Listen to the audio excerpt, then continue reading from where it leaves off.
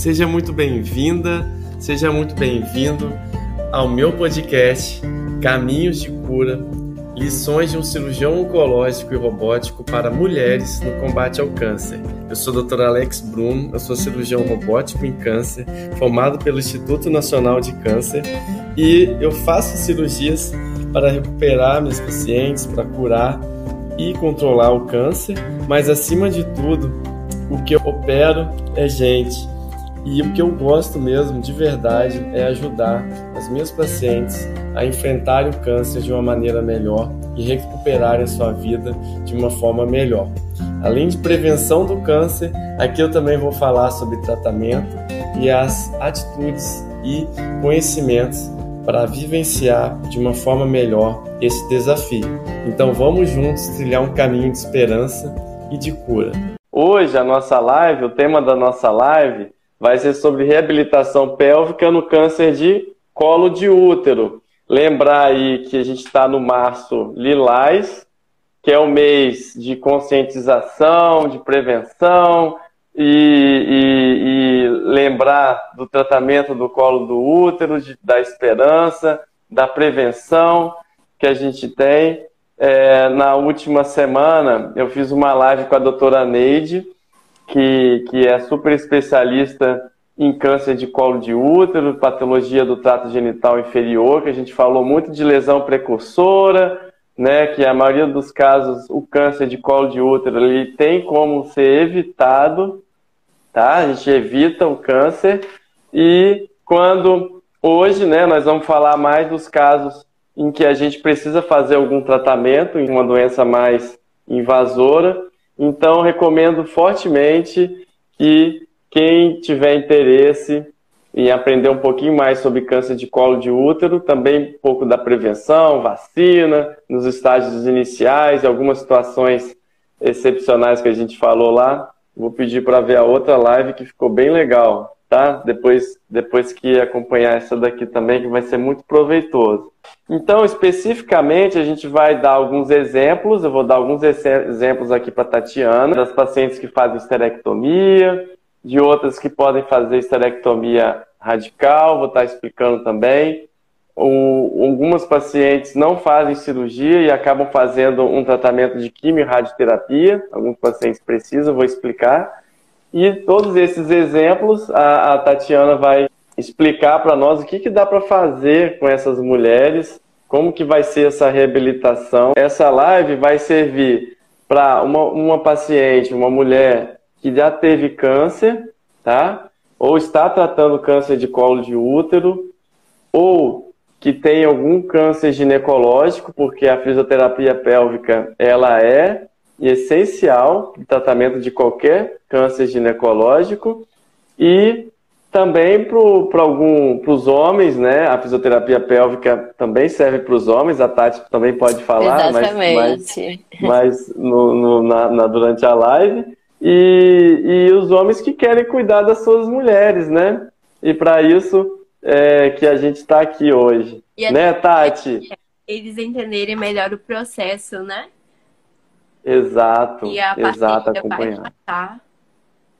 Com certeza, com certeza. A paciente vai passar por uma fase difícil e cada fase alinhar as expectativas, alinhar tudo isso com o profissional. Eu queria que você se apresentasse, dizer aí um pouquinho sobre a fisioterapia pélvica, por que você escolheu a fisioterapia pélvica, dar aí um pouquinho, aí uma breve introdução aí do que é a fisioterapia pélvica aí para a gente entender e todo mundo ficar sintonizado. Então, eu me formei na Universidade Federal do Espírito Santo. Eu tinha interesse em uma área da saúde e a fisioterapia me chamou a atenção. Mas durante a faculdade que eu realmente entendi que eu queria a área de saúde da mulher, eu me identifiquei muito. Também acho que pela facilidade de conseguir falar sobre inúmeros temas que outras pessoas não tinham essa facilidade. E enfim, e aí eu fui fazendo inúmeros cursos e hoje eu sou especialista, né, na área de saúde da mulher. A fisioterapia, no modo geral, nós tratamos sistema músculo-esquelético, sistema muscular. E o que acontece com a pélvica? A gente ficou responsável por uma área específica do corpo, que é ali a região da base do assoalho pélvico, né? A base do quadril.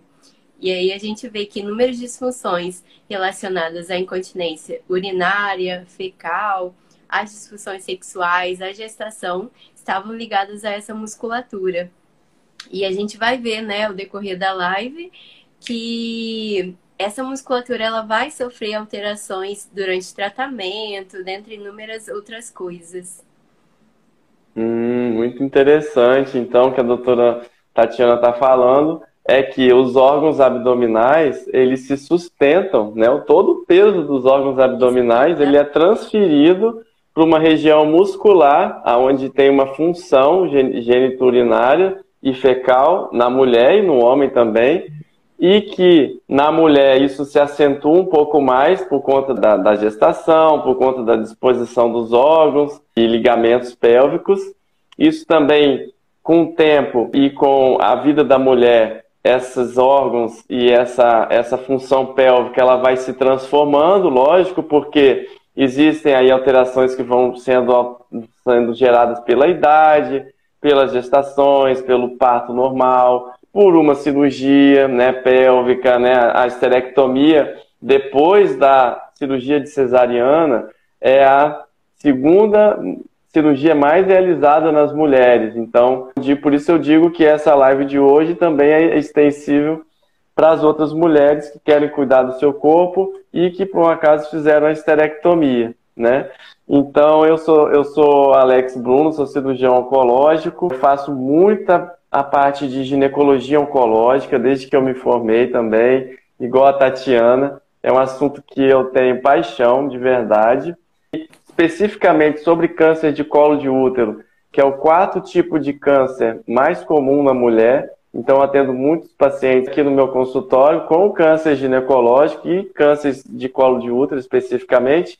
E eu vejo muitas demandas delas. Cada paciente, dependendo da idade, dependendo do estadiamento do câncer, dependendo do que ela deseja, do que ela quer, do momento que ela está no tratamento, cada tipo de fase do tratamento ou do tipo de tratamento vai ter uma demanda. Então é disso que a gente vai falar hoje, começando aqui um pouquinho falar sobre o câncer ginecológico como um todo, ou o câncer como um todo. A reabilitação, ela tanto ela pode começar desde antes que a mulher faz o tratamento, né, Tati? Exato. Então eu queria que você comentasse aí para mim quão importante é a mulher, antes até de começar o tratamento ginecológico, de um câncer, por exemplo, que é o nosso tema hoje, de colo de útero, dela passar contigo aí para ela entender tudo e para você explicar, para você já ir começando a fazer seu trabalho. Exato. Quando essa mulher ela vem antes, né, no pré-operatório, a gente já consegue avaliar a musculatura,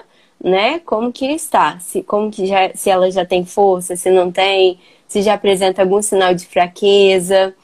E se essa mulher ela vai para esse processo cirúrgico entendendo o que vai acontecer com o corpo dela, né, no sentido de força, quais as consequências, o que pode vir a acontecer, e também questão de urina, pode ser com função fecal, né, e que a gente vai falar melhor logo mais, ela vai conseguir lidar melhor e conseguir esboçar até para, né, o Dr. Alex em consulta, para mim, o que está acontecendo. Então, é muito importante mesmo esse trabalho pré-operatório, para essa mulher poder passar por esse processo mais consciente, para depois do processo cirúrgico voltar sempre, né, melhor.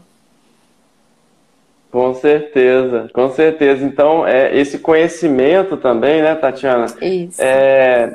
A paciente vai se sentindo amparada, ela vai sentindo que os desejos dela estão sendo ouvidos, que os medos delas estão sendo enfrentados, e isso tudo vai resultar num maior conforto, né, num maior benefício do ponto de vista da recuperação, porque a recuperação não é só o aspecto físico, né, de recuperar de uma cirurgia, ou até de um tratamento de radioquimioterapia que pode ter um efeito agudo ali naquele momento, mas não. essa recuperação ela continua também com aspectos psicológicos, sexuais, reprodutivos. E isso, quando a gente começa a discutir isso tudo desde antes do tratamento, quando ele acontece, e ele vai acontecendo aos poucos, mas a paciente se sente melhor, se sente mais amparada e vai recuperar muito mais rápido e muito melhor. Exato. Né? Então, eu estava falando que eu dou um exemplo, Tatiana, que o câncer, ele é tratado de uma maneira multidisciplinar. Então, é muito comum, assim, o paciente chega aqui para mim, a paciente com câncer de colo de útero, o paciente, ele chega com uma ideia na cabeça, quando ele tem um problema, ele logo, na cabeça dele, já começa a formar a solução, tá? E quando ele começa a formar a solução, às vezes ele fala, vou fazer uma cirurgia. Ele, por desconhecimento, ele não sabe que ele vai fazer ela, né? Não sabe que vai fazer uma cirurgia e depois vai ter uma recuperação, ela vai passar pela Tatiana para fazer uma reabilitação pélvica. Ela talvez tenha medo de ir no oncologista ou no radioterapeuta, porque na cabeça dela ela quer fazer aquela cirurgia. Então o que eu digo para as minhas pacientes é o seguinte, imagina que o tratamento oncológico, ele precisa de uma energia para ele acontecer. Então tem uma comparação com a pilha. A pilha, ela é uma reserva de energia. Então vamos supor que tem um brinquedo que precisa de 8 pilhas. E essa energia ela precisa ser somada, né? E as pilhas precisam estar organizadas na ordem correta para o brinquedo funcionar. O tratamento oncológico é a mesma coisa. Para ele acontecer, ele vai precisar de mais profissionais. O paciente não precisa ficar preocupado. Meu Deus, ele me mandou para o fisioterapeuta. O que será que vai acontecer comigo? Mandou para mim, para o oncologista, para o radioterapeuta. O que é que vai acontecer? Será que o meu problema é difícil de resolver? Não, não é o caso. É que essa energia somada de todos os profissionais vão te gerar, juntamente com a sua fé e juntamente com a sua família, vai gerar cura, controle do câncer, e isso vai se passar melhor. O que você acha sobre isso? Como é que você, quando as pacientes chegam para você, Tatiana, o que você costuma perguntar para elas, essas pacientes de câncer ginecológico, o que você costuma explorar delas, assim? Então, é exatamente isso. Quando elas sempre comentam que nem chegaram a jogar no Google o que é a fisioterapia pélvica, né? Elas vêm encaminhadas e elas ficam receosas do porquê ele está ali. E elas também precisam saber, né, que você encaminhou, mas não é porque ela tem alguma coisa realmente difícil de lidar, né? É todo um processo que as mulheres todas têm que passar por isso, né? E aí elas chegam com inúmeras, assim, extremamente sem saber como vai funcionar a fisioterapia realmente. E aí eu logo pergunto qual é a queixa principal dessa paciente, né? O que está incomodando ela, só que sempre lembrando que eu estou na área responsável pelo assoalho, que é entre as questões urinárias, sexuais, fecais. Então a gente acolhe a paciente logo visando essa queixa, né? O que dói mais nela, né? O que está incomodando mais ela. E aí a gente vai todo um processo, né, dela descobrir o que é fisioterapia realmente, que a gente também não vou ficar só no assoalho pélvico dessa mulher, né? Eu vou atuar como um todo em questão de dor também. Às vezes, né, ela ficou com uma cicatriz ali que está dolorosa, impedindo alguma coisa nela, e a gente começa a criar esse vínculo, né? Acaba ficando um vínculo muito forte. Uhum. E esse vínculo, né, igual você falou, às vezes a paciente ela pode pensar que vai ser uma sessão só, né, que vai resolver numa sessão só. Tipo, a cirurgia é uma coisa pontual, né, uma coisa pontual ali que você faz num dia só. E geralmente e a fisioterapia, rápido, como né? que é? Então, a cirurgia, geralmente elas têm um diagnóstico e logo vocês traçam essa conduta, né? E elas chegam lá na fisioterapia, a gente tem um diagnóstico fisioterapêutico, né? Do que está acontecendo com aquela mulher, e elas logo acham que vão resolver. Mas como eu consigo explicar, conversar direito com aquela mulher, fazer com que ela entenda o processo, e aí elas vão entendendo que realmente vai demandar de um tempo, né?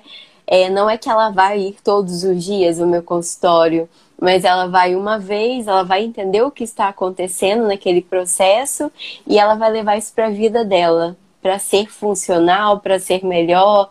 A gente leva para casa todo esse processo de tratamento, depois ela retorna, traz novas queixas, traz dúvidas e a gente vai acompanhando ela até onde ela precisar.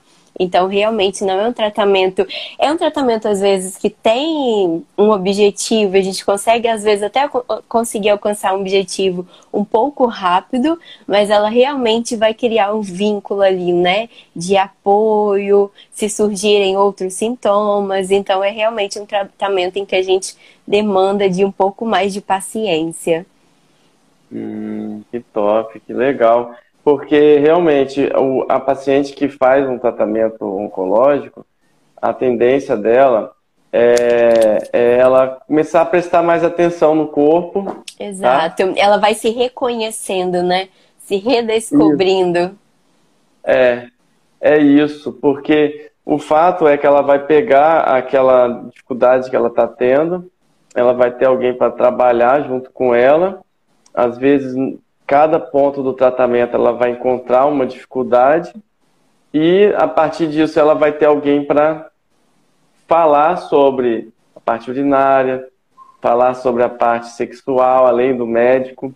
Então, o que acontece é isso, quando tem assim, é o que a gente estava fazendo hoje lá na reunião clínica, né, da ginecologia oncológica, que a gente organizou, né, eu e meus outros colegas, a gente está organizando, toda sexta-feira uma reunião clínica de vários médicos, fisioterapeutas, radiologistas, pessoas que cuidam de câncer ginecológico, para somar um conhecimento de vários universos em prol de um paciente, de uma paciente, de um caso clínico mais difícil, né? Então essa fusão, né, até bíblica, né, quando 2 ou 3 pessoas se reúnem com o objetivo de alcançar uma força maior, essa força ela se faz presente, né? Exatamente. Então, não só do ponto de vista bíblico, mas do ponto de vista de objetivo, né? No caso, o objetivo é que uma paciente fique curada, fique reabilitada. Então, ela entender que o tratamento vai ser com vários médicos, vários profissionais, fisioterapeuta, aí tá aí a Tati falando, e que ele vai ter uma ordem e que essa ordem também ela pode variar conforme o caso e que a fisioterapia pélvica pode sim já começar antes do tratamento iniciar a fazer o seu trabalho. E a parte sexual, então, Tati, como é que você aborda nessas pacientes antes de fazer o tratamento? Então, a parte sexual é a que elas falam por último, né? Depois de um diagnóstico de câncer, elas acabam, eu percebo, colocando numa caixinha ali que não, vou cuidar de outras coisas. Mas a gente precisa entender que sexualidade é um todo, né? Faz parte de um todo. Sexualidade, e essa mulher, por exemplo, ela está constituída ali numa relação, né? E depois de um processo cirúrgico de um dia, ela já vai estar inserida em outro cenário. Então, é um cenário que às vezes realmente, né? Ela não tem capacidade psicológica e realmente não está afim de pensar sobre, mas a gente vai, né, ter uma condição de vida para essa mulher, melhor para essa mulher, caso ela comece a recuperar todo esse sentido, né, esse querer. A fisioterapia, ela também vai ajudar bastante nessa questão de função sexual também.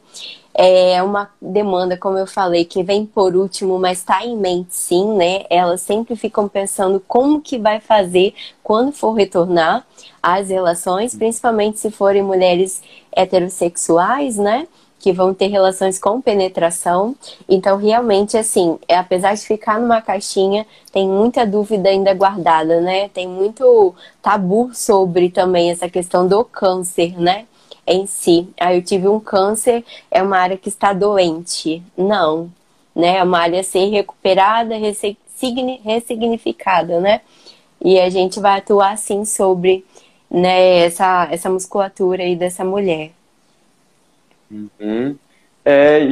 Então é a questão da paciente, até dessa consulta prévia aí dela alinhar as expectativas, né? E eu, como Isso. médico, eu também passo para elas, né, a explicação do que será o tratamento. Eu preciso explicar para elas, antes de começar, às vezes a paciente chega aqui para mim, ela chega com um diagnóstico.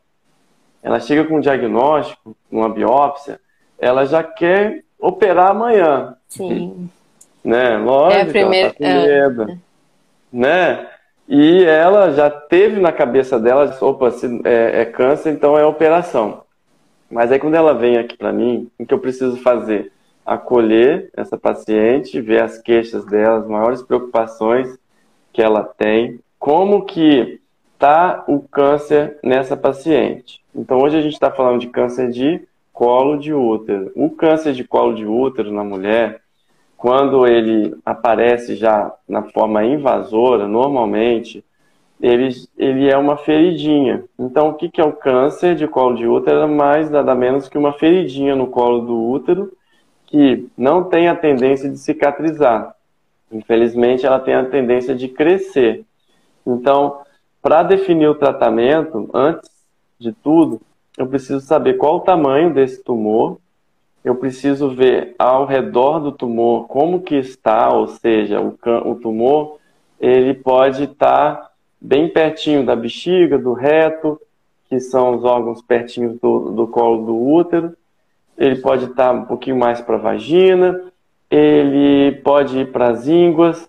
Lógico, ele pode ir para esses locais. Não quer dizer que ele vai estar, mas para eu começar a tratar, mesmo que é um câncer inicial, eu preciso fazer isso. Isso se chama estadiamento. É o estadiamento do câncer que vai dizer o que eu preciso fazer. Então, no exemplo de câncer de colo de útero, quando a mulher não deseja mais ter filhos, ela já tem a prole constituída. Hoje a gente vai falar mais desses casos, tá, pessoal?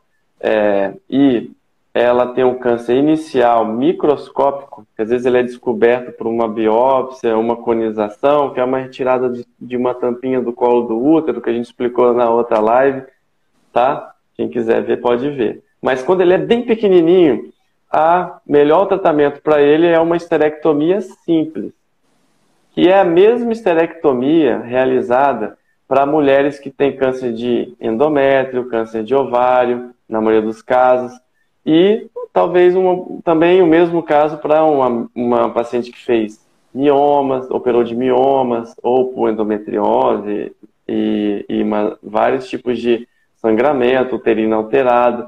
Mas o ponto é, uma mulher que fez uma esterectomia simples, essa é a minha pergunta para a Tati, como que a gente vai ter que trabalhar ela, né? Ela, depois que faz a cirurgia, pode ser aberta, pode ser cirurgia por videolaparoscopia ou por cirurgia robótica, que eu faço também, mas independente dessa recuperação, ela fica um tempo sim sem ter atividade sexual, normalmente uns 2 meses, tá? Até depois tiver tudo cicatrizado lá dentro da vagina, eu libero, costumo liberar. Então, Tatiana, o que essa paciente ela vai ter que trabalhar e como é que você vê também o envelhecimento, a mulher que faz a esterectomia e vai envelhecendo, porque às vezes ela não tem os sintomas logo ali de cara, mas eles podem aparecer. E aí queria que você desse essa explicação até para as pessoas saberem, né, e poderem te procurar ou procurar um profissional para melhorar. Então, a esterectomia simples, né? Ela é realmente uma das que vão trazer menos consequências ali para essa mulher, porém, tem sim suas, né, consequências. O que acontece com essa mulher? Essa mulher, primeiro que ela vai passar por um processo cirúrgico, então a gente vai ter essa alteração dentro, né, de cicatrização e tudo mais. Se essa cirurgia for aberta, o que ela realmente é um pouquinho mais danosa ao tecido, a gente tem, além disso, toda essa cicatriz, e essa cicatriz ela precisa ser bem ser bem, né, fechada, ela precisa ser liberada. Se ela ficar aderida, também vai trazer diferenças ali na movimentação dessa mulher. Mas o mais importante é a gente realmente avaliar essa musculatura. Essa musculatura, ela precisa estar forte o suficiente. Por quê? Porque dentro dela, na anatomia, né, o útero, ele tá ali encostadinho na vagina e no reto. E aí, sem esse órgão, o reto e o intestino, eles vão continuar ali, claro, porém eles vão não ter mais onde se apoiar. Eles vão se reajustar ali no corpo dessa mulher. Então, se essa musculatura tende a ser fraca e essa mulher não trata e ela começa as atividades de vida dela, às vezes a gente vê aqui em Vitória que elas querem fazer atividade física, funcional, essa musculatura fraca pode ser danosa e risco de um prolapso, né? Que é o que a gente mais vê após a esterectomia simples, que é essa queda da bexiga. A bexiga ou o reto, o intestino, eles simplesmente escorregam ali, porque não tem mais um apoio, né? A gente não tem mais esse apoio, então a musculatura fraca, ele vai realmente descendo. Então a gente é o que mais tenta fazer com que essa mulher entenda a importância de fazer o exercício na simples. E aí, esse exercício, ela então, igual você falou, ela aprende, ela realiza a reabilitação durante uns dias e depois ela leva para a vida esse exercício? Então, como que é? É muito simples eu entrar com essa paciente no consultório, deitar ela na maca e ficar ensinando um aperta e solta, né? Seria muito mais fácil para mim e talvez para ela, mas nós somos funcionais, né? Essa mulher, ela é funcional, ela vai fazer a atividade física dela, ela vai trabalhar, e essa mulher vai passar a maior parte do tempo em pé. Então a gente ensina a contração correta do exercício, a respiração, musculatura abdominal vai ajudar demais, porque eles têm relação com o músculo do assoalho, e essa mulher, depois que ela aprende realmente deitadinha a fazer essa contração, a ter esse grau de força bom, a gente vai fazer durante outras posturas, né? Sentada, em pé. Eu falo bastante, eu repito muito, né, na consulta, mas para ficar sempre bem claro em quais momentos do dia que essa mulher vai precisar fazer essa contração. Se ela for pegar alguma caixa mais pesadinha no chão, é o momento dela, né, soltar o ar e fazer essa contração, sustentar o músculo também de abdômen transverso e pegar essa caixa no chão. Porque se essa mulher relaxa e fica pegando coisas pesadas, por exemplo, tende a fazer com que o órgão queira descer, né? Prolapsar. Nossa, que legal! Vai ter um monte de gente atrás de você procurando para aprender isso, porque eu achei muito legal, Tatiana. E normalmente, qual o período assim da sessão? Como que dura a sessão? Quanto que dura? Você já falou que às vezes é uma vez na semana ou duas? Isso, depende, eu faço a avaliação, né? Ela dura 1 hora. Cada paciente meu é 1 hora de consulta. E aí nessa avaliação a gente vê qual a capacidade de força muscular e compreensão dessa mulher. Se essa mulher consegue compreender e tem ali um esboço muscular, a gente já começa a gente já pode até espaçar essas sessões. Mas tem muita mulher que tem muita dificuldade em fazer o correto, que é coordenação, propriocepção. Então aí a gente vai 2 vezes na semana e a gente vai espaçando à medida que ela vai tendo ganhos, né? O que ela mesmo consegue compreender durante o tratamento. Entendi. Da paciente com câncer de colo de útero inicialzinho, ela vai fazer uma esterectomia, ela vai ter muita coisa para aprender com relação à musculatura, porque essa musculatura, na esterectomia simples, a gente não mexe, a gente também não mexe na inervação dessa musculatura. Então, o que a doutora Tatiana explicou são as evoluções, né, da ausência ali do útero, das alterações dinâmicas que ocorrem ali, também do envelhecimento, né, do tempo que vai passando, do esforço que a mulher vai tendo. né? Desde aquela mulher mais nova que tem filhos que pega no colo, né? Da mulher mais idosa que tem as suas atividades no lar também. Isso. Então, pode falar. Não, independente, né? Toda mulher funcional, nova ou tendo uma idade mais acima, ela sendo funcional, ela fazendo força, pegando peso, isso que vai lesionar a musculatura do assoalho pélvico, né? Independente a idade. Legal. E você falou uma coisa muito legal e que eu faço pilates, né? Eu sou pilateiro, que é uma área da fisioterapia, né? Eu tento ir 3 vezes, mas às vezes eu não vou não, mas pelo menos uma vez na semana eu vou. Mas o que eu aprendi no pilates, tem uns 5 ou 6 anos que eu faço lá com a Milena, minha fisioterapeuta, é justamente isso que você falou. Eu estou passando, às vezes, por um período que eu estou indo menos no Pilates e tal, porque eu estou tendo menos tempo, mas eu estou fazendo minha atividade física, eu estou malhando na praia e tudo. Mas o simples fato de eu aprender a postura correta, aprender a respiração. Então, do jeito que eu cheguei no Pilates há 6 anos atrás, cheio de dor na coluna, porque eu estava me operando muito, nas cirurgias muito grandes, mas sem a noção, né, de como me portar fisicamente. Isso. Então, por isso que o que você falou fez total sentido aqui para mim agora. Isso. E é o que é importante, né? O que importa é você levar para sua vida, né? Com certeza, com certeza. Então, depois a gente vai abrir para pergunta, quem quiser. Eu vou prosseguir mais um pouco e eu vou explicar um pouquinho sobre a esterectomia radical. Não, a cirurgia, então, do câncer, o objetivo dela é retirar o tumor totalmente pela raiz. É a forma mais fácil de explicar. A gente tem que tirar o tumor pela raiz de uma maneira que todas as áreas tridimensionalmente ao redor do tumor estejam livres de doença.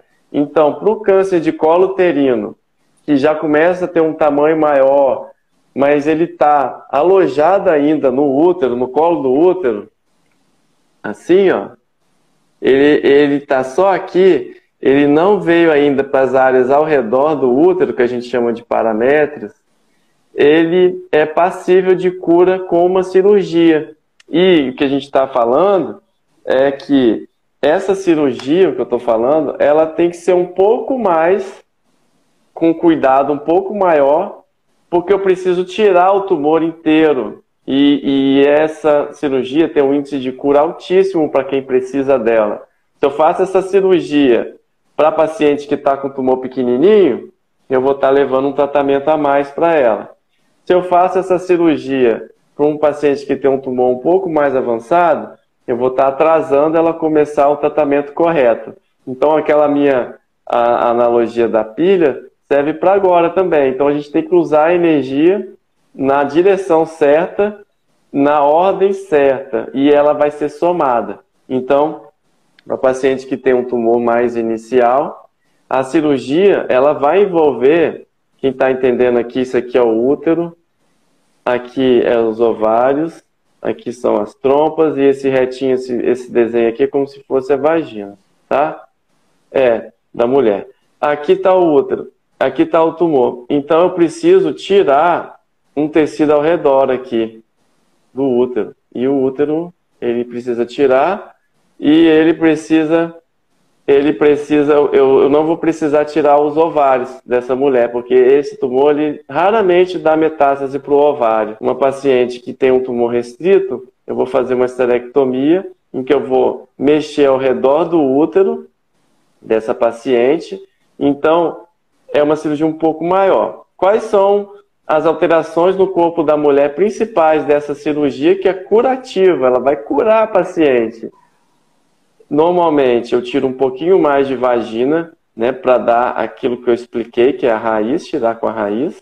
Eu tiro esse tecido do paramétrio igual, aqui de cada lado.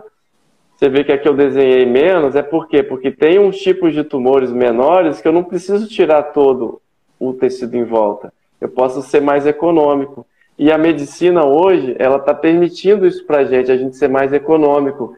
Então, com a evolução da medicina, Cada vez mais a gente está sendo mais econômico para quem precisa, ou seja, não precisando de fazer cirurgias maiores e quem não precisa, e aí tendo menos impacto na vida, na recuperação da mulher. Então, toda paciente que eu faço uma cirurgia dessa, eu explico.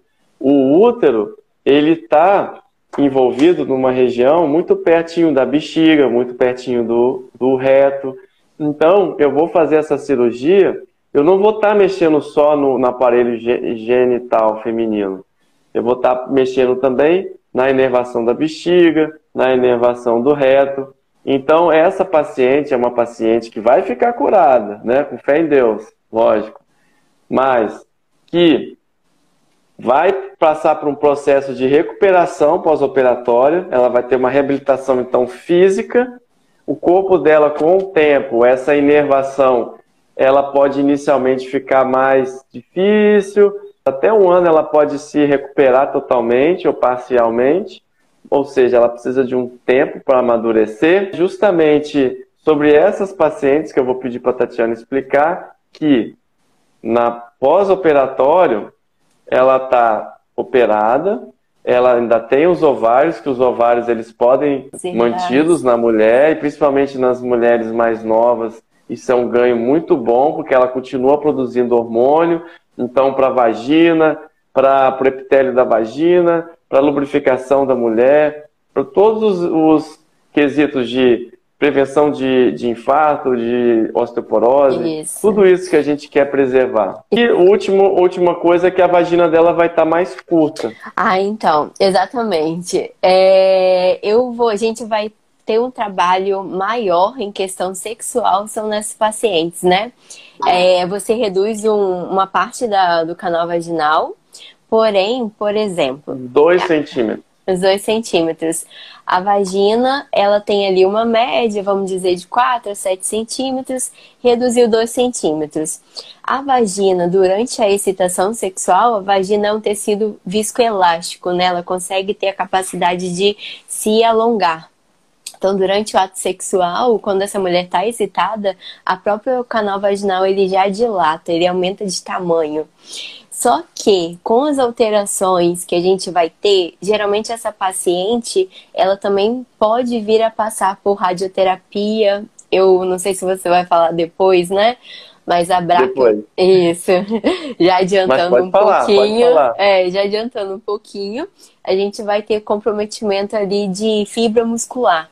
Então, essa fibra que ela tinha capacidade de alongar, ela não vai conseguir ter mais essa capacidade geralmente. E ainda mais, tirando esse terço ali da vagina, realmente a gente vai perder o comprimento um pouquinho desse canal vaginal, sim. E a fisioterapia consegue atuar muito bem nessa situação. Mas não pensando só em relação sexual, né? Essa paciente, ela pode vir precisar fazer exames ginecológicos, né? E só o fato dela precisar fazer esses exames, elas sentem dores, às vezes elas têm medo do próprio exame. E a fisioterapia, ela entra forte nisso, porque a gente consegue trabalhar na musculatura, né, nesse tecido. A gente consegue tentar liberar esse tecido. A gente tem massagens específicas para isso. Nós temos apoio de recurso de... o laser, por exemplo, a gente usa a fotobiomodulação, né? O laser, hoje, a gente consegue usar com muita tranquilidade nas pacientes oncológicas. A gente consegue, então, tentar remodelar um pouco desse tecido. É uma paciente que vai jogar no Google e vai achar sobre dilatadores vaginais e ela vai comprar. E aí ela fica também, se ela não tem um acompanhamento adequado, ela pode vir a ter dificuldades no uso, né? Porque a gente sabe que vai doer, às vezes é super fácil ter sangramento, né? Não significa, a vagina é um tecido muito fino. Então essa mulher a gente vai adequando também o uso do dilatador, né? Hoje a gente tem dilatador no mercado que ele esquenta, ele faz uma compressa quente.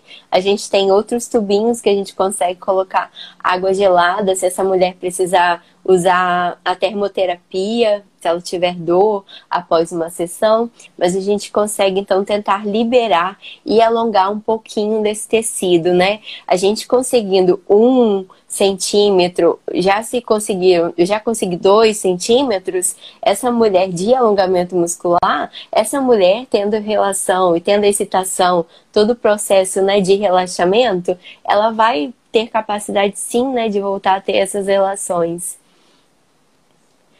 Falando Isso é da parte muito. sexual, né?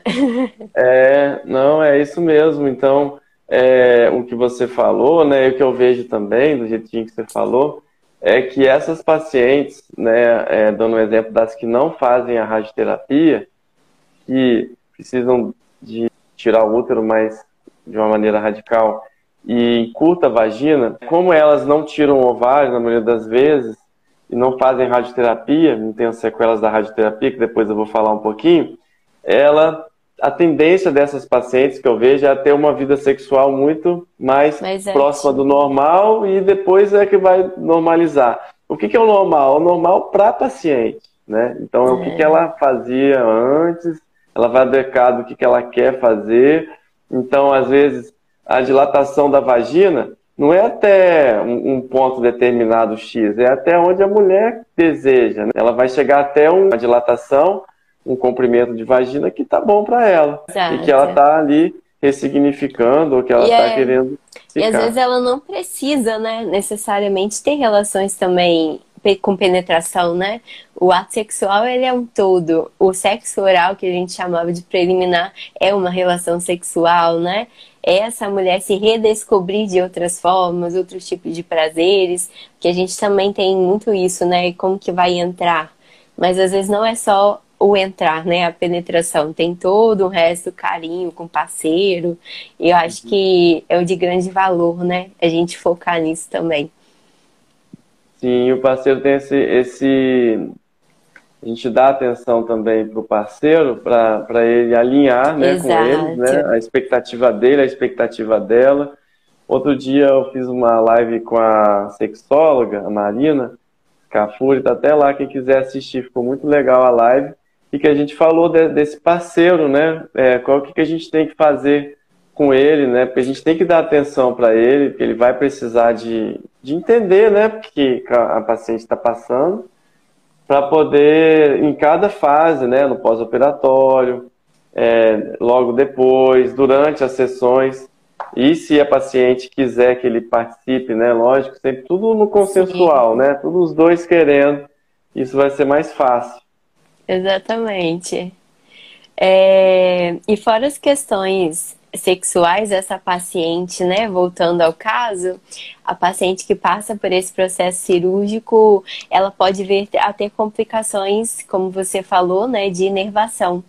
Então, essa inervação, ela pode atuar tanto em dores, né, dor pélvica, né, tanto pode refletir abdominal, quanto pode descer, né, ali para a região do canal vaginal. É uma sensação de dor, pode vir a acontecer, e fisioterapia lida muito bem com dor. E ela também pode ter uma falta de uma inervação ali alterada da bexiga.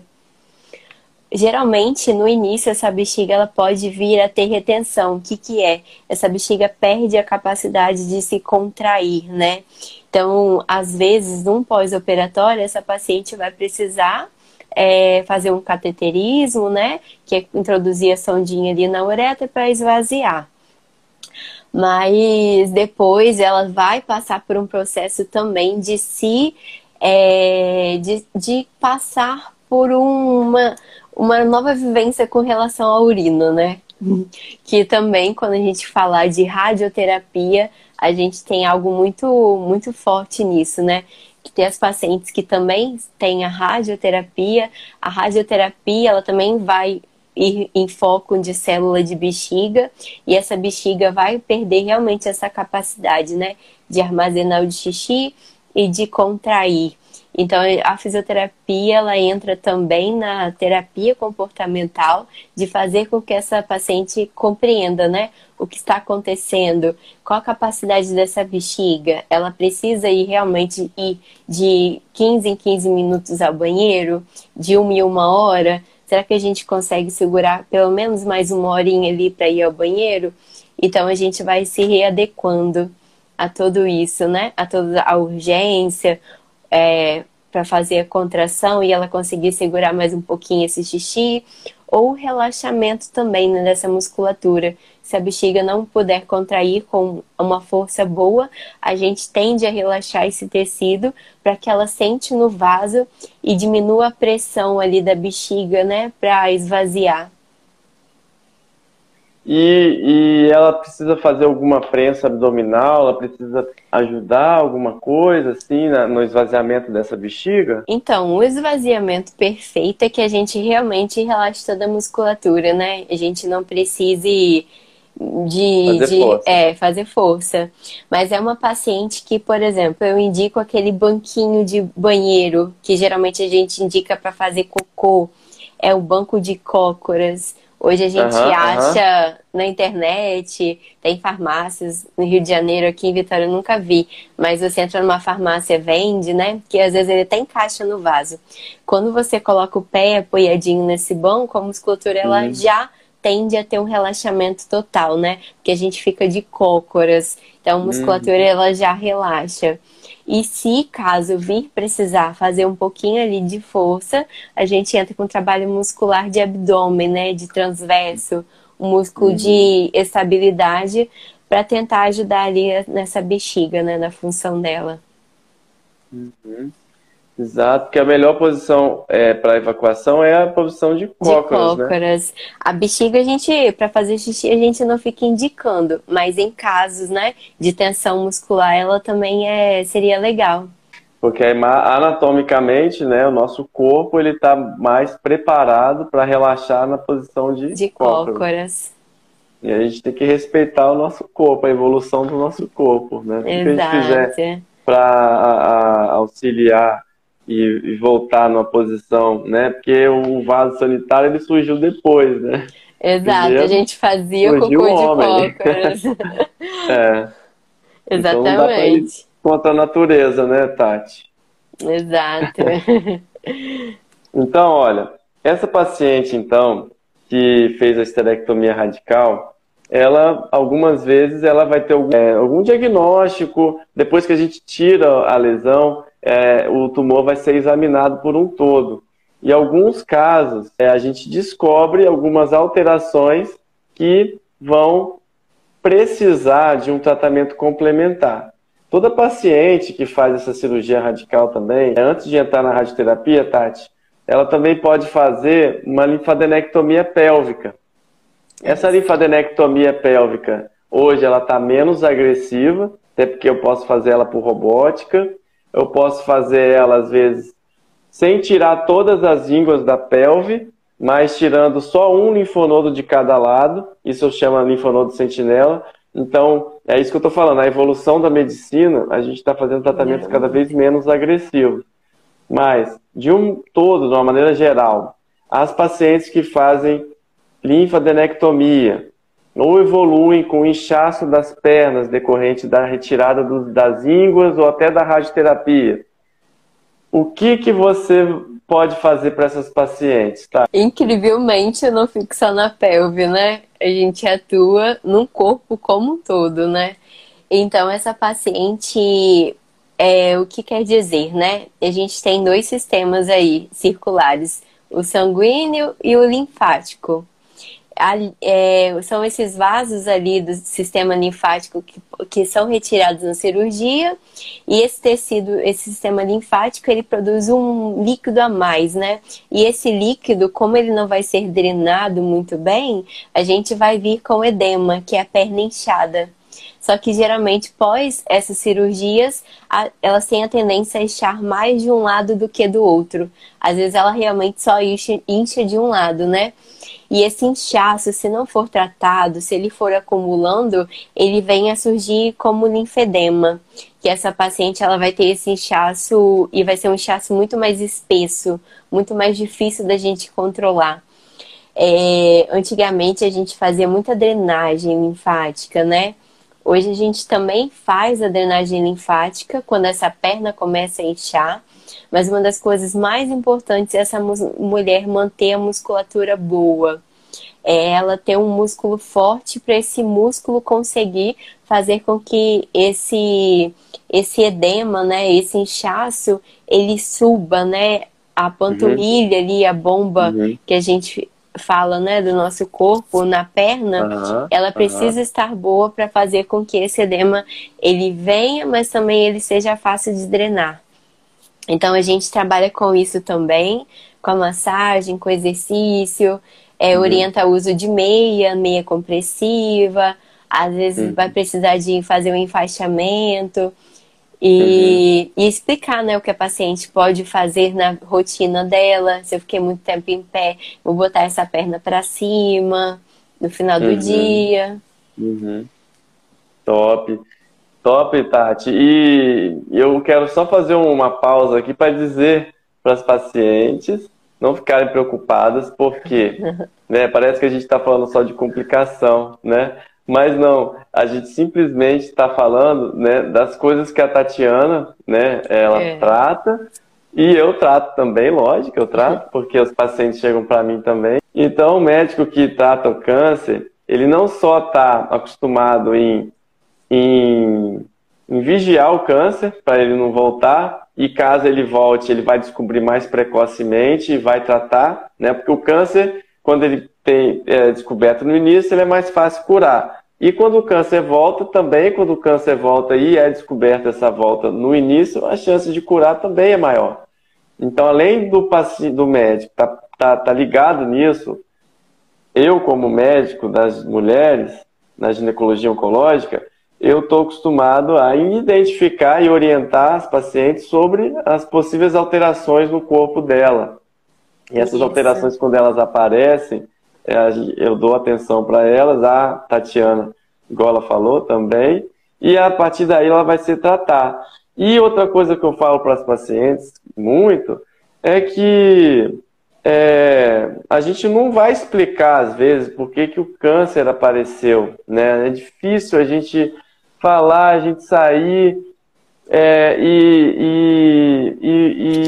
identificar quando que ele surgiu, identificar o que eu fiz de errado. Então não é momento de ficar assim, né, de se culpar.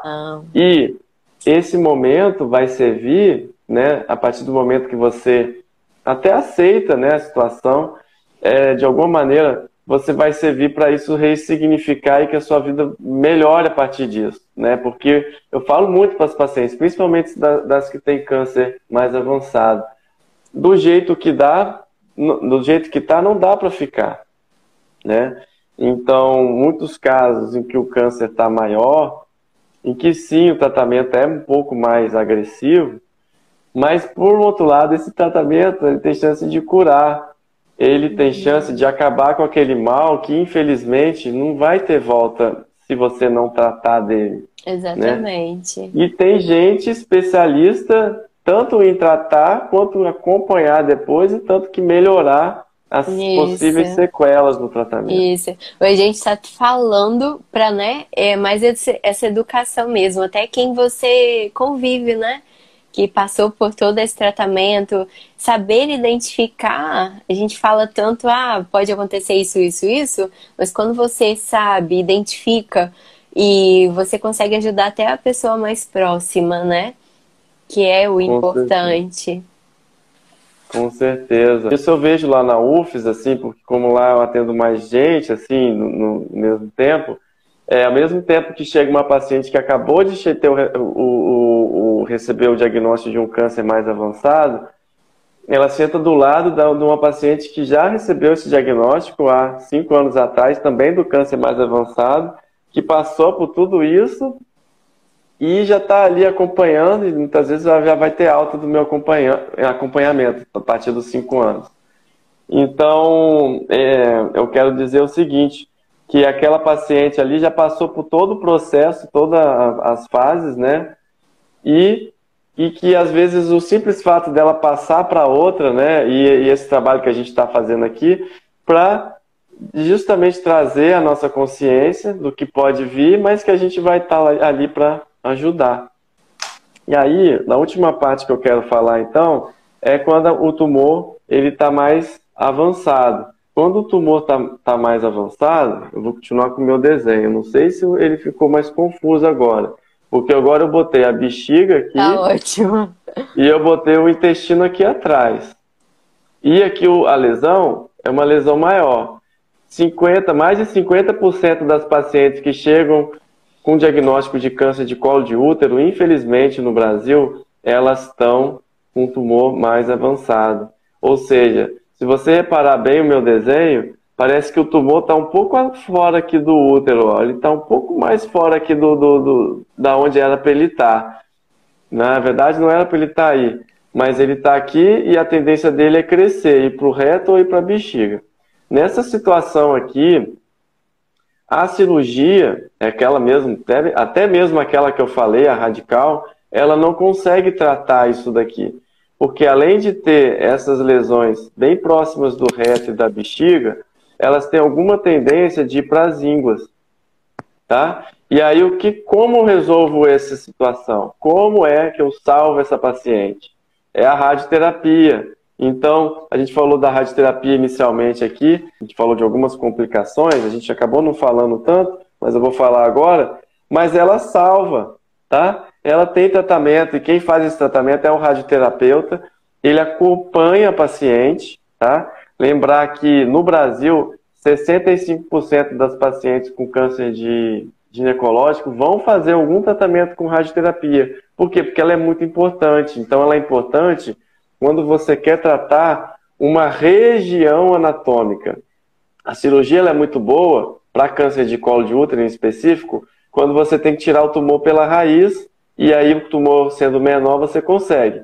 Quando você precisa tratar uma região anatômica, uma pelve da mulher, é a radioterapia, porque a radioterapia é um banho de luz, de raio-x, tá? Especial, que é feita para paciente. Então, hoje tem técnicas de radioterapia cada vez mais modernas, que estão dando cada vez menos efeitos colaterais. E quais são os efeitos colaterais? O efeito colateral que pode ter é local. Então, a radioterapia ela pode deixar no início, na vagina, mais sensível, ela pode ter algum efeito na pele, tá? E aí o radioterapeuta toda semana faz a consulta e vai contornando a situação. Os sintomas nos órgãos ao redor, que é o intestino e a bexiga principalmente, também podem ser agudas. O intestino pode dar cólica, pode dar algum tipo de diarreia, algum tipo de dor abdominal, pode dar na parte urinária, um desconforto urinário, isso na parte aguda. Então, o médico, o radioterapeuta, vai estar atuando nisso aí para diminuir a sensação ruim. É igual o cirurgião que faz uma cirurgia e passa o remedinho de dor para o paciente não sentir dor. Então, existe um sofrimento, sim, por fazer o tratamento, mas existe um benefício, né? Existe uma cura, existe um controle, então vai valer a pena e tem gente para te ajudar. Esse é o recado da live. Né, Tati? Isso. Quer falar mais alguma coisa, complementar? Não, então, exatamente. A gente entender sobre todo o processo, né? Eu acho que é uma das partes mais importantes desse tratamento. É igual a fisioterapia em radiodermite, ação na pele, a gente consegue também tentar amenizar, né? E tentar informar a paciente que ela precisa manter esse tecido hidratado. A gente consegue hoje, com o uso do laser, a melhorar feridas. Então, ela sabendo o que pode acontecer, ela vai buscar muito mais fácil e rápido, né? O tratamento. E um tratamento mais rápido, a gente consegue ver essa melhora mais efetiva. E isso que você falou, né, essa alteração, né, elas vão surgindo, a gente vai tratando. Isso aí na fase aguda. Depois que acaba o tratamento, a radioterapia ela tem um efeito ainda acumulativo do ponto de vista que ela continua fazendo efeito no corpo. Ela cura o câncer. Então, aquela paciente que estava com dor, estava com uma ferida com odor ruim no útero. Imagina alguém que não está conseguindo ter relação mais, uma mulher que às vezes está com odor ruim. Então, com tantas coisas que um tratamento oncológico vai reduzir. Então, depois que termina o tratamento, a paciente continua acompanhando comigo. Eu vou continuar vendo eu vou continuar acompanhando qualquer sequela que pode aparecer. Ah, doutor Alex, quais são essas sequelas? Ó, a radioterapia, ela age no DNA da célula. Ela age no DNA da célula de uma forma que ela mata o câncer. Mas ela acaba promovendo, então, ações tóxicas de um efeito mais longo.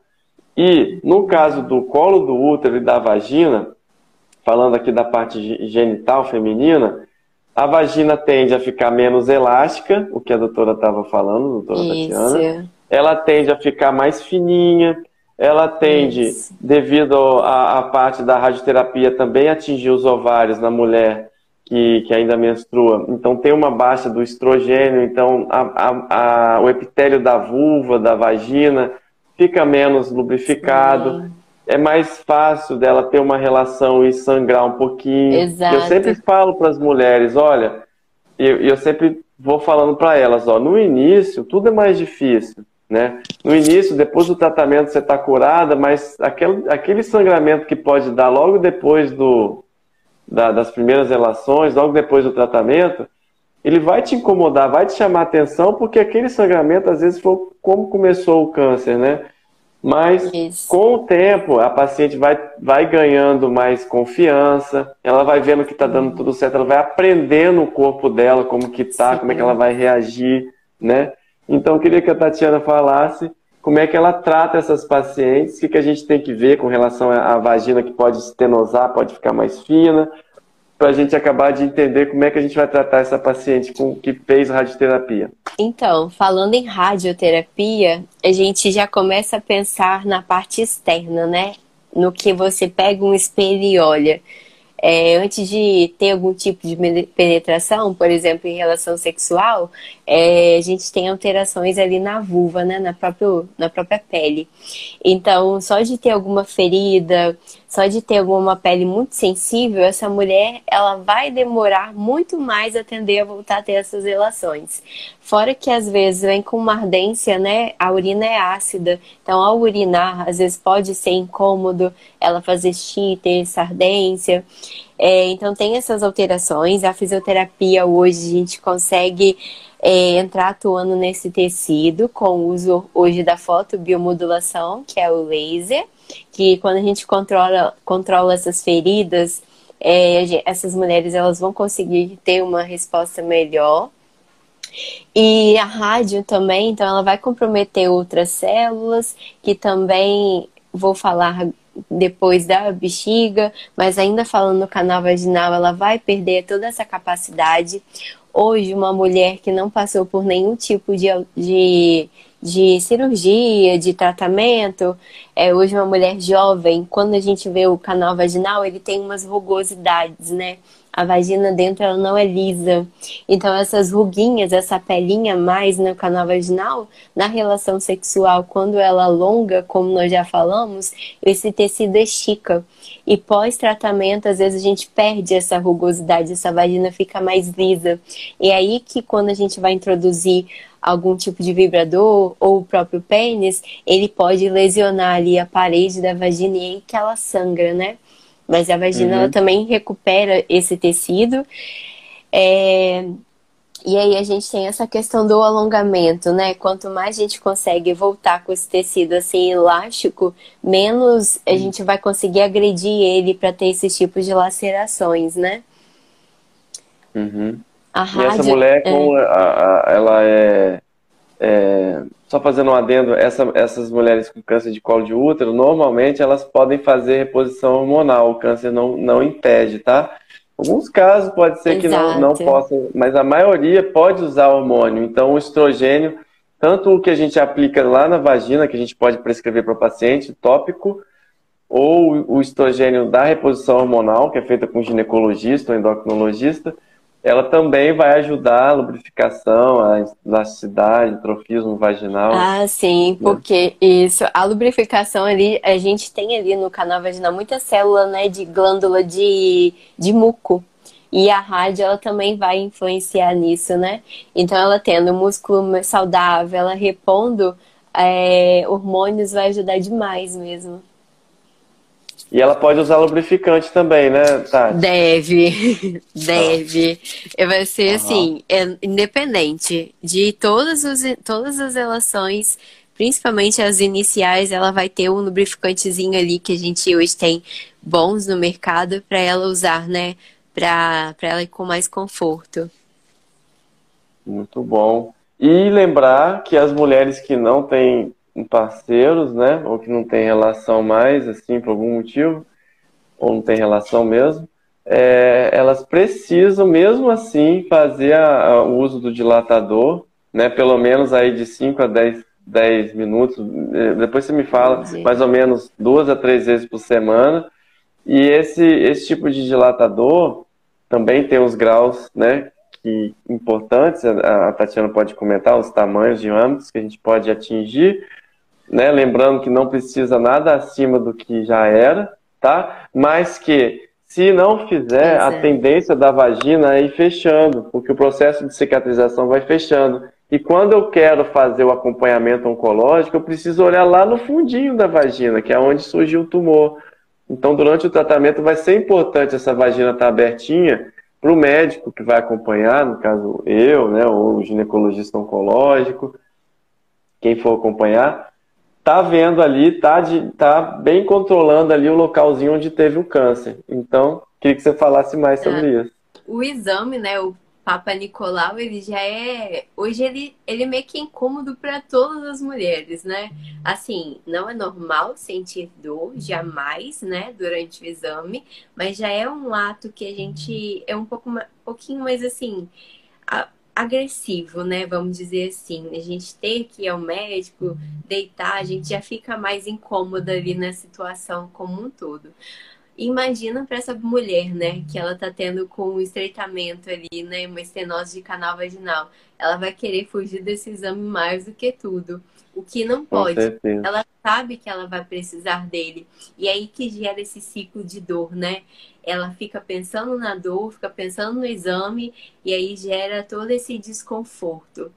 Então, independente, a gente está falando muito de relações sexuais, até porque Aham. eu estou pegando muita mulher nova, né, jovem, mas é independente, ela vai precisar passar por esse exame, né, para acompanhar.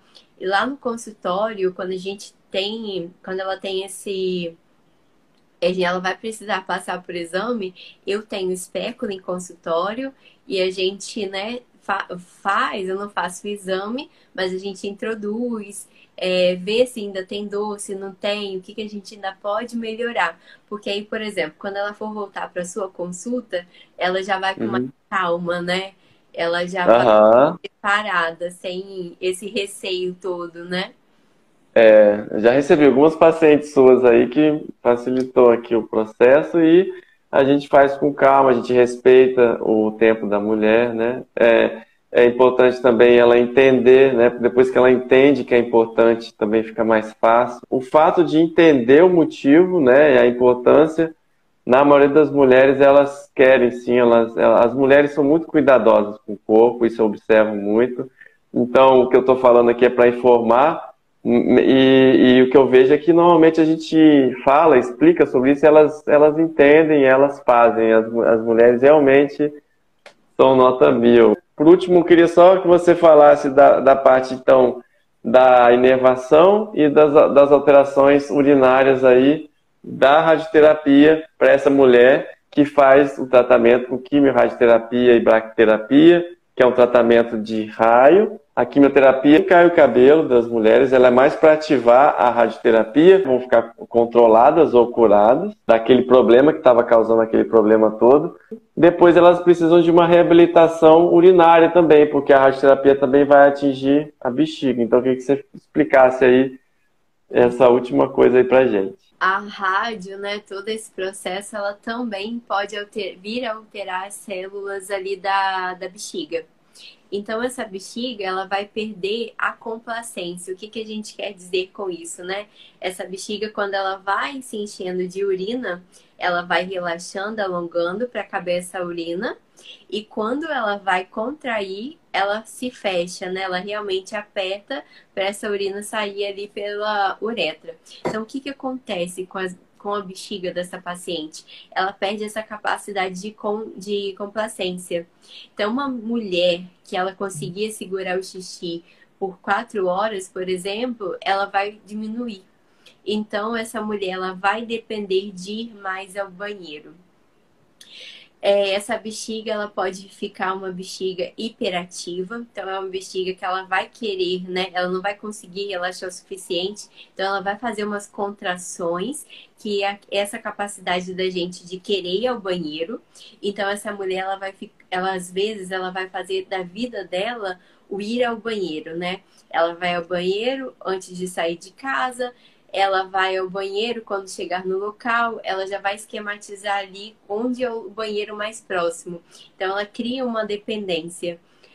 Como que a fisioterapia atua, então? Fortalecendo esse grupo muscular, né? Essas fibras musculares. Essa mulher ela vai conseguir ter mais uma capacidade de contração para fazer com que essa bexiga relaxe um pouquinho mais, armazenando mais essa urina. Então, essa urgência dela de sair correndo para ir ao banheiro, a gente vai fazer o quê? Uma contração boa de musculatura e vai postergar essa ida ao banheiro, né? Então, essa mulher não vai sair correndo, perdendo urina ali. Às vezes é constrangedor, né, para ela, tá numa roda de amigo, fazendo uma social, deu à vontade, ela não tem controle nenhum, que a bexiga ela vai começar a ter essas contrações ali involuntárias, e essa mulher vai ter que ir correndo ao banheiro. Não, essa mulher vai se concentrar, né? Vai fazer o exercício dela ali quietinha, para ver se essa bexiga consegue segurar mais um pouco de urina. Então a gente vai lidar com esse processo que a gente não tem acesso à bexiga em si, né? A gente vai lidar com as situações. A gente tem recurso também de fisioterapia, a gente tem uma corrente que a gente utiliza no tibial, a gente utiliza na perna dessa paciente, que vai tentar melhorar ali a inervação dessa bexiga para ela realmente acalmar e conseguir segurar melhor essa urina. Ajuda demais no tratamento. E também as fezes, né? Às vezes ela pode vir com alteração fecal, de complacência, e a gente também atua. A gente também tem material para atuar nessa função fecal, no armazenamento ali de fezes. Às vezes ela perde a sensibilidade ali do cocô, de fazer cocô, então a gente também, com essa contração, a gente também vai conseguir lidar melhor, às vezes até com perdas fecais.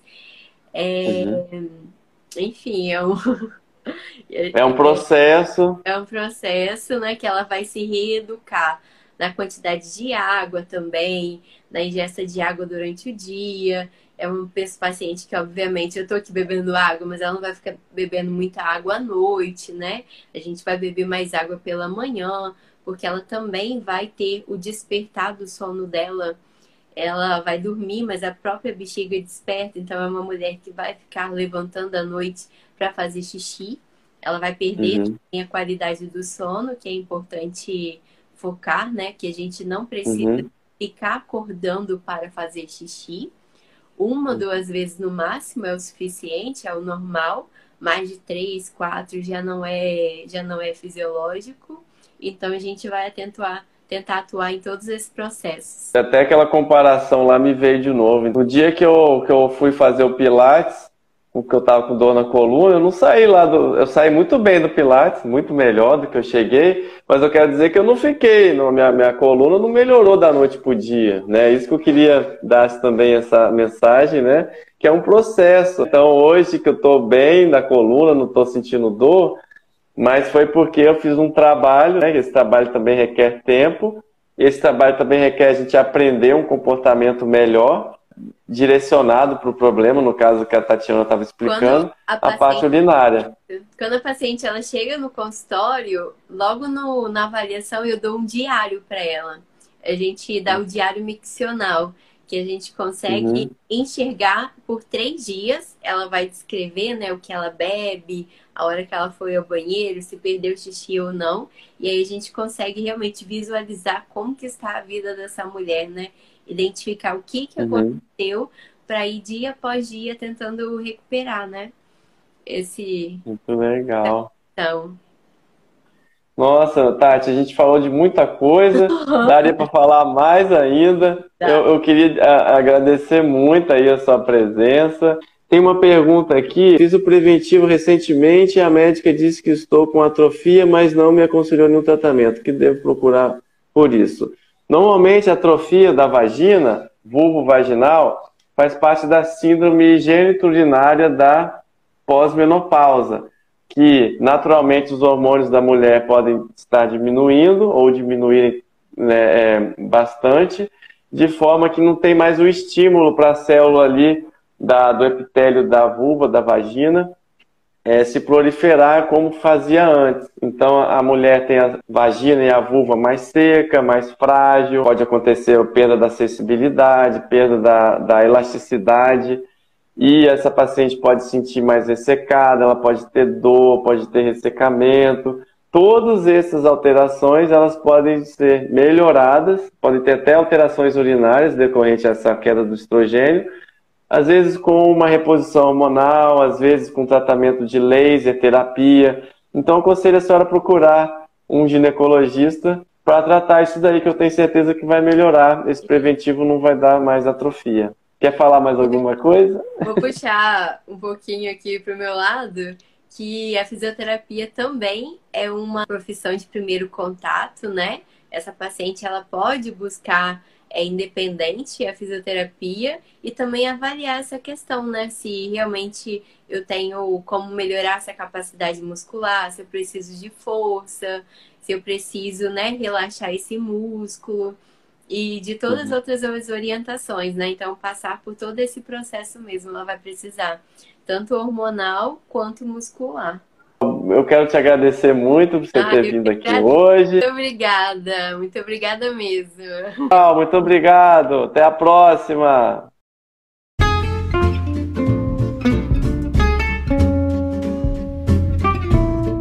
E agora eu quero te agradecer por ouvir o meu episódio.